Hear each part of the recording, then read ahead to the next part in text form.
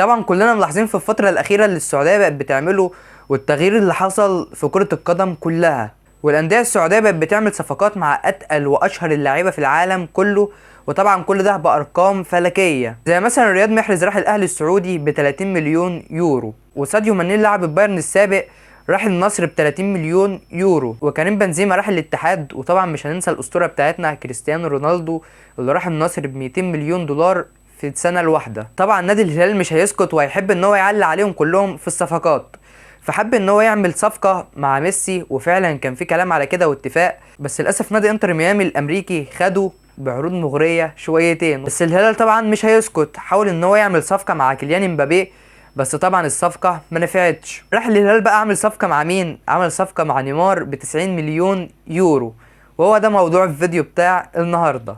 وقبل ما نكمل الفيديو بتاعنا ونشوف ايه الحكايه، ما تنسوش اللايك والسبسكرايب والشير، ويلا نكمل الحكايه. نيمار طبعا زي ما انتم عارفين كان اخر صفقه من صفقات السعوديه في الفتره الاخيره، وطبعا كانت بمبالغ ضخمه جدا. وطبعا الصفقه دي مش هتبقى الاخيره على طول، لان السعوديه بتطور جامد من الدوري السعودي بتاعها، وفي كلام ان هم يجيبوا محمد صلاح، ابو صلاح فخر بلدنا، وكمان امبابي، ولسه فيه تفاوض وحاجات تانية كتير. المهم بقى ما تيجي نشوف مع بعض عقد عم نيمار اللي قلب الدنيا ده فيه ايه. اول حاجة طلبها في العقد انه يبقى عنده بيت مكون من 25 اوضة.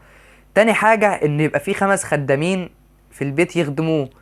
تالت حاجة ان البيت يبقى فيه حمام سباحة كبير، و500 الف يورو مقابل اي اعلان او ستوري ينزلها عن السعودية. ومن وقتها نيمار مش مبطل تكبيس على الشير حرفيا. خد بقى التقيله، طلب عربيه لامبورغيني وبنتلي واستون مارتن، ده غير كمان طياره خاصه طلبها ليه عشان اي سفر ليه او اي حاجه، وطبعا كل ده بالسواقين بتوعهم، ودول كده حوالي مليون دولار بره العقد.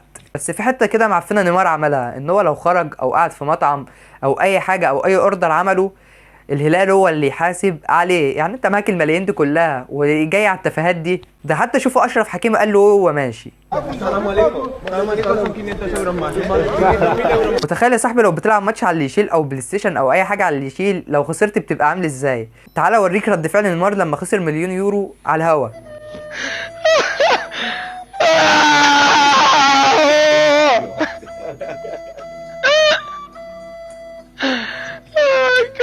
حاجه كده اللي هو ايه ده، خسرت مليون يورو بس هروح اعمل بقى 2 ستوري على الانستجرام ارجعهم.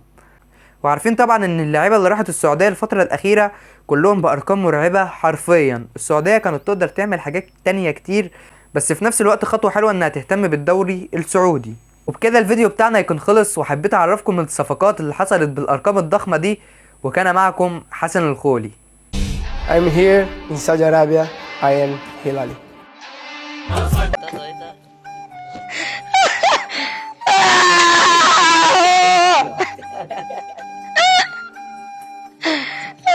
Assalamualaikum. Assalamualaikum 500 euros más.